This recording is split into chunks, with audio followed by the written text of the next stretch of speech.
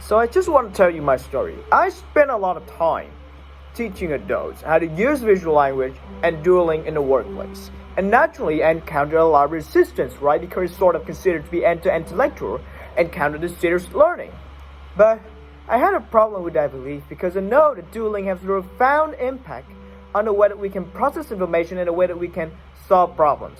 So I was curious about whether there was a disconnect between the way that our society perceived doodling and the way that the reality is. So I discovered some very interesting things. For example, there's no such thing as a flattering definition of a doodle. In the 17th century, a doodle was a simple ternary fool at a Yankee Doodle.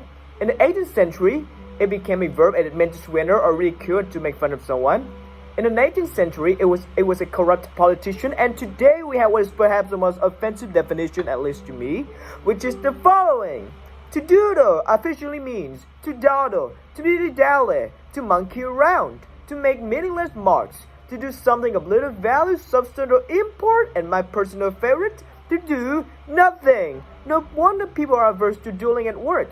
Doing nothing at work is akin to masturbating at work. It's totally inappropriate. Additionally, I've heard horror stories from people whose teachers scolded them, of course, for doodling in the boardroom, and they have bosses who scold them for doodling in the boardroom. There is a powerful cultural norm against doodling in settings which we're supposed to. There is a powerful cultural norm against doodling in settings in which we're supposed to learn something.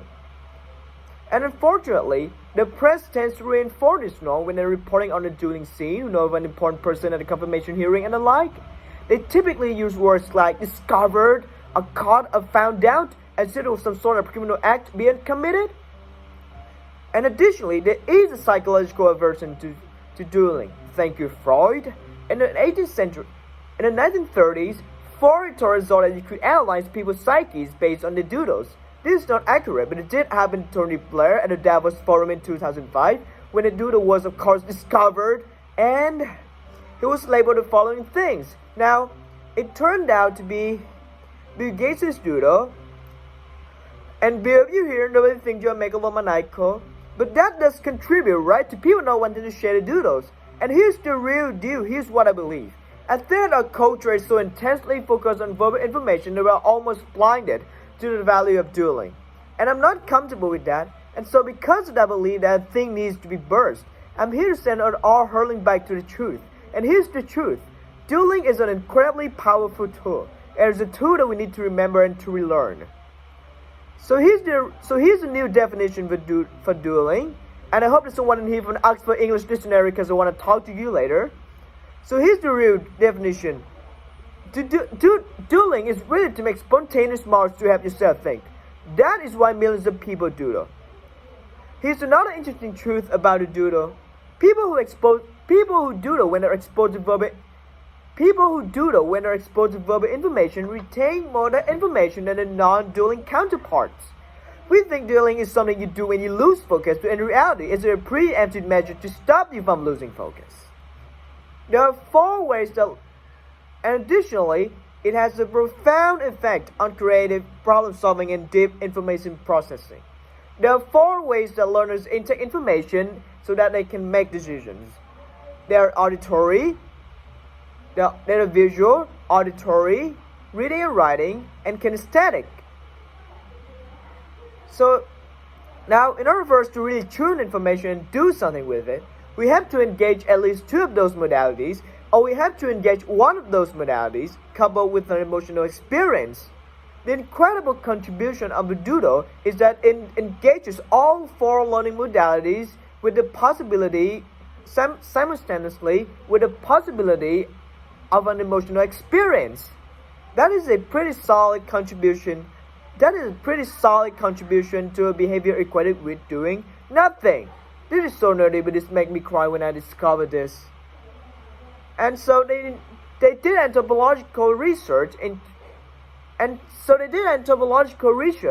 the unfolding of the artistic activity in children, and they found that across space and time, all children exhibit the same evolution in visual logic as they grow. In other words, they have a shared growing complexity in visual logic that happens in a predictable order. And the thing that is incredible, I think that means doodling is native to us. I think it means dueling is native to us, and we simply are denying that instinct.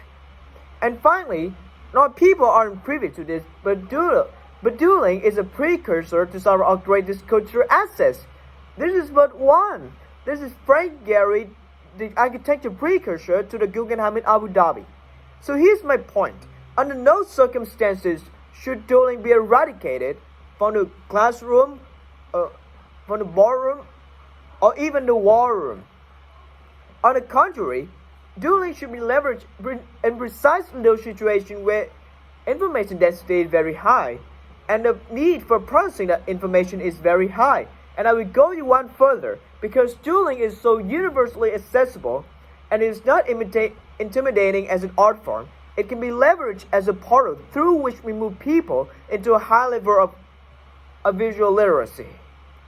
My friends, the duel has never been the nemesis of the intellectual thought. In reality, it is one of its greatest allies.